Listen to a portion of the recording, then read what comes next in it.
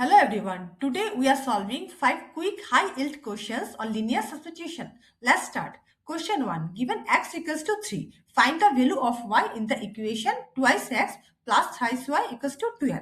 We replace x with 3. 2 times 3 is 6. Now subtract 6 from both sides. 3y equals to 6. Dividing by 3, we get the value of y equals to 2.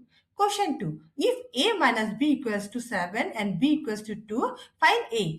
We simply substitute 2 in the place of b. We get a minus 2 equals to 7. Shifting minus 2 from right hand side, minus 2 will become plus 2. So a equals to 7 plus 2 equals to 9. Question 3. Evaluate 3p plus 2q when p equals to 2 and q equals to minus 1. Substitute both the value.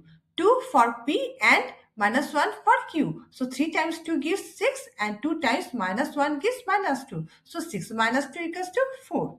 Question 4. If y equals to twice x minus 1, find the value of y when x equals to 4. Substitute 4 for x. 2 times 4 is 8 and 8 minus 1 equals 7. So y equals 7. Last one. Question 5.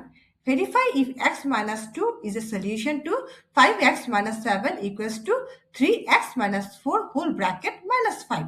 Substitute minus 2 into left hand side first. So 5 times minus 2 is minus 10 minus 7 equals to minus 17. Now substitute minus 2 in right hand side, which gives us 3 times minus 6 minus 5 equals to minus 18 minus 5, which equals minus 23. Since left hand side does not equals right hand side, x minus 2 is not the solution.